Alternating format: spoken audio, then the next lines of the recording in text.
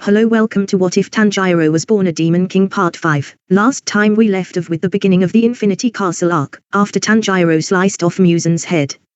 With everyone caught up, let's begin. As predicted, Muzan regenerates his head completely. And in an attempt to ensnare the Hashira, Muzan uses Blood Demon Knot, Black Blood, Brambles, but the attack is deflected by Tanjiro's sun-breathing fourth form Burning Bones Summer Sun. At the same time, all of his siblings appeared, Transparent World and Marks activated, slicing off all of Muzan's appendages, with the rest of the Hashira arriving shortly after, converging on him. However, Muzan laughs to himself as giant doors suddenly appear and slide open under the Demon Slayers, causing all of them except Tanjiro to plummet into the Infinity Castle. Muzan mocks them for believing they had him cornered and declares he will kill them all tonight. Takeo responds back that the only one to die will be Muzan and he promises to kill him. The Hashira are then all attacked by several hordes of demons, but they quickly kill them with their respective breathing techniques. They note all the demons they encounter are roughly the strength of a lower moon, suggesting Muzan intends to wear them down. Due to the onslaught of demons, the Hashira were split up, with Shinabu coming face to face with Doma, the killer of her sister. Seeing his carefree smile, Shinabu angrily clutches her haori and growls that Doma was the one who had killed her sister, fiercely demanding to know if he has no memories of the haori. Doma then recalls Kani as the girl who used the flower breathing, stating his regrets over not being able to eat her before sunrise. Shinabu cuts him off with a strike to his eye with her insect breathing, Dance of the Bee Sting, True Flutter. Doma compliments that it was so fast he couldn't prevent it with his hand. Doma unleashes his Blood Demon Knot, Frozen Lotus. Shinabu backflips and dodges, however, inhales the ice powder that he had scattered. Doma compliments that she was fast, however, states that she couldn't kill a demon with stabs, and the dismemberment of the neck was the best option. To this, Shinabu responds that if a stab wound didn't kill him, poison would, just as the wisteria poison goes into effect. He falls to the floor and hacks up blood, telling Shinabu that this poison was much stronger than the one she used in Mount Natagumo, saying that Muzan has warned him that she changes her poison for every demon. Doma quickly breaks down the poison, widely grinning as he apologizes that he had broken down the poison even though she had gone the effort to use it on him. He comments that Shinabu's katana made a distinctive sound whenever she sheaths it. He wonders aloud if that's how she changes the concentration of the poison. He clasps his hands together and joyfully exclaims how it was fun and interesting to get poisoned, and how it may become a habit. He asks Shinabu whether she thinks the next poison formulation would work, excitedly asking for her to try it.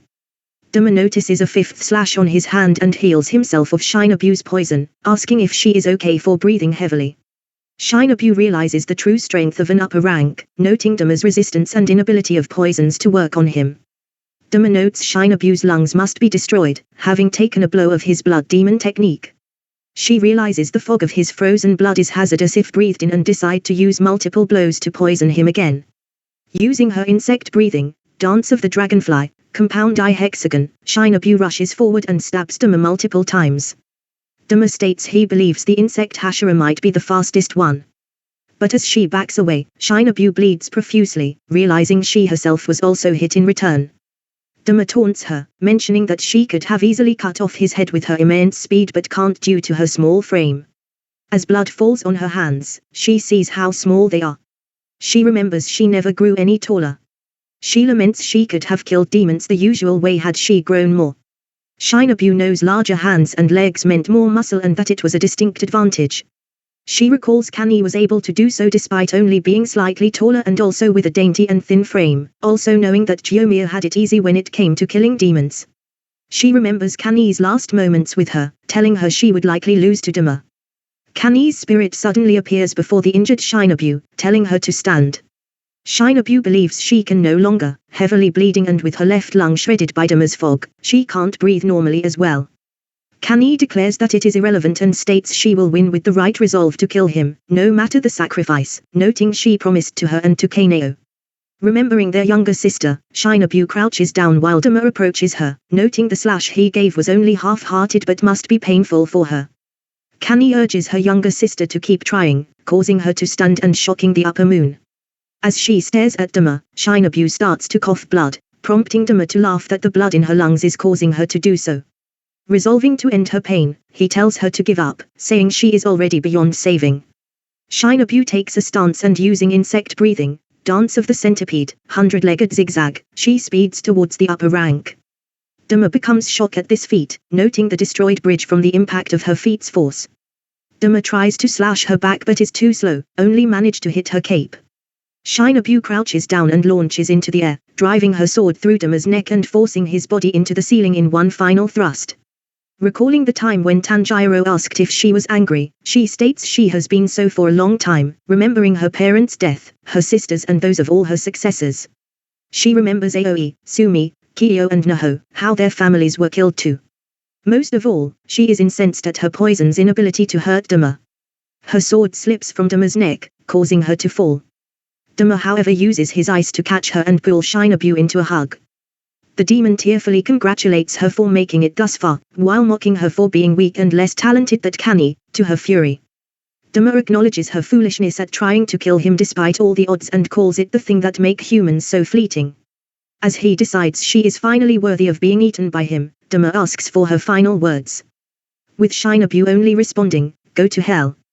Just before Doma could finish absorbing Shinabu, with her sword already dropping to the floor, Kanao and Hanako burst open the doors to the cult room, with Kanao desperately leaping upwards to use flower breathing, fourth form, Crimson Hanagromo but misses when Doma escapes and lands onto the floor. However he is met by Hanako who uses Cupid's flame to slow Doma's physical speed and reaction speed, then using love breathing third form, Cat Love Shower to leap behind Doma and unleash a series of ranged arced attacks in quick succession, making an opening for her to yank out the half-lifeless remains of Shinabu, retreating back to Kanao, who injects Shinabu with the vial of Tanjiro's blood, transforming her into a demon, instantly regenerating her wounds, however causing the insect pillar a short loss of consciousness for the duration of the fight, as the transformation and regeneration used a lot of energy.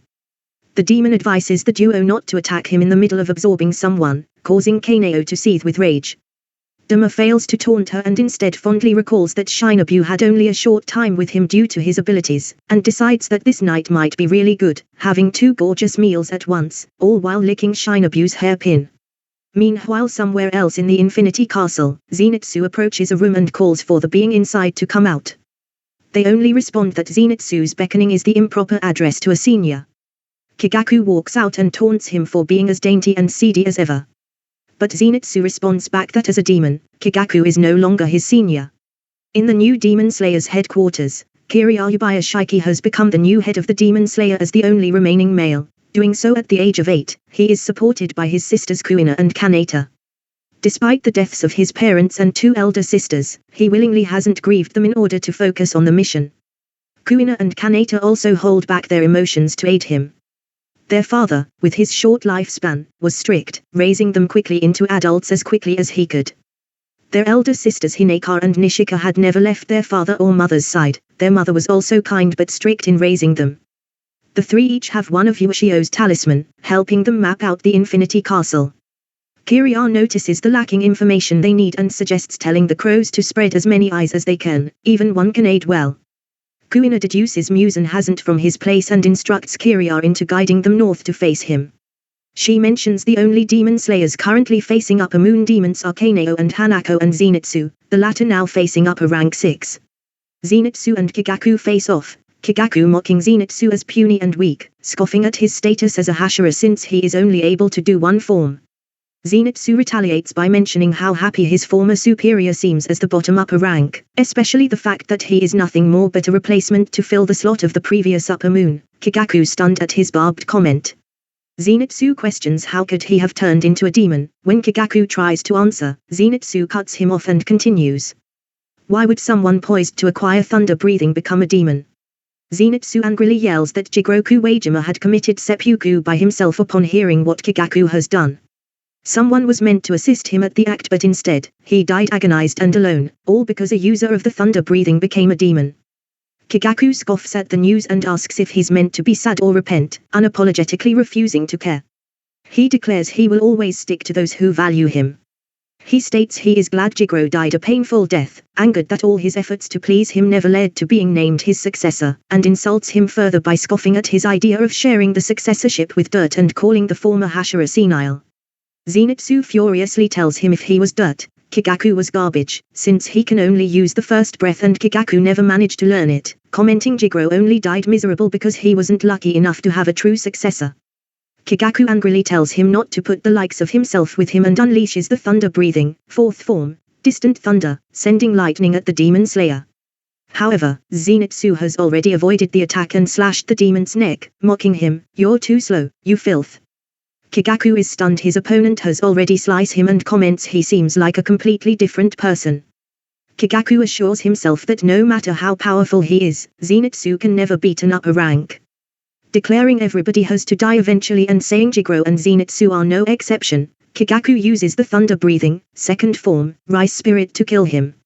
Zenitsu takes notice of his 5 simultaneous attacks and deducing he must have eaten numerous people already.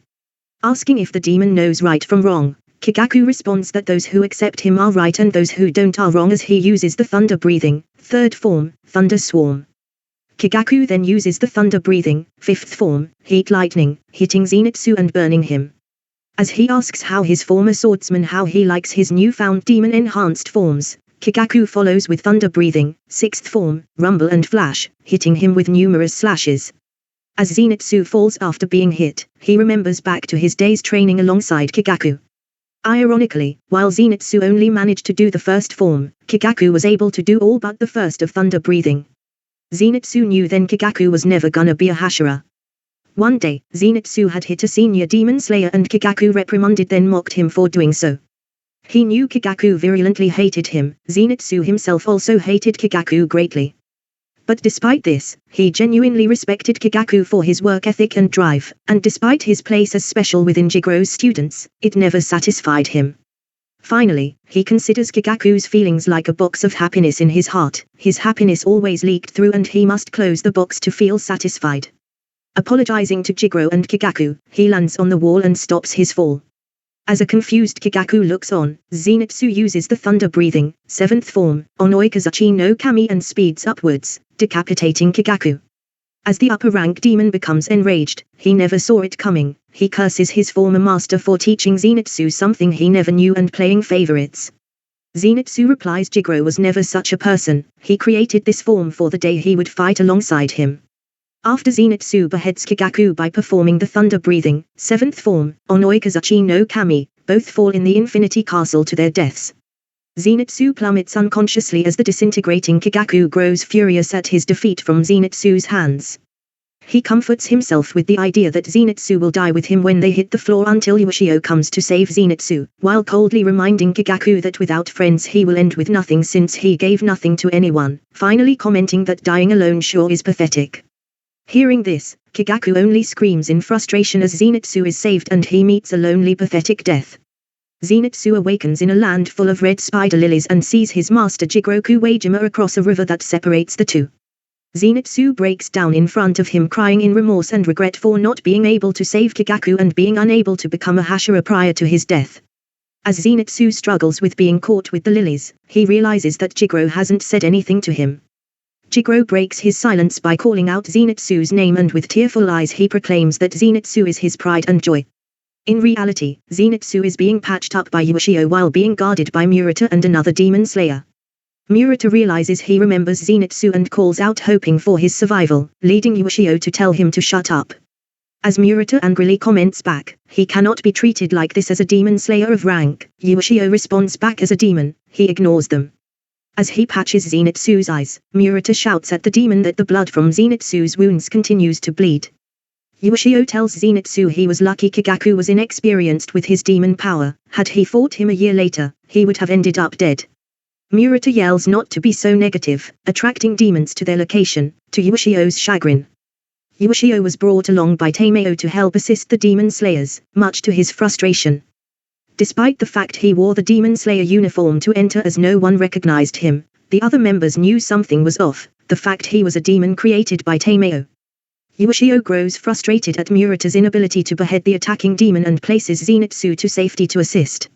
Meanwhile, Takeo and Tomoyoka continue to run through the castle. Takeo wonders on Muzan's whereabouts and the location of everyone else. Telepathically Tanjiro tells him to calm down as they will win in the end. In another area, Tameo is trapped in a flesh cocoon made by Muzan. Slowly being absorbed in, she desperately pleads for help. Okay guys, this is the end of the 5th part. If you enjoyed the video, please don't forget to like and subscribe, remembering to turn on the notification button. With that being said, this is Demonic Saiyan saying bye.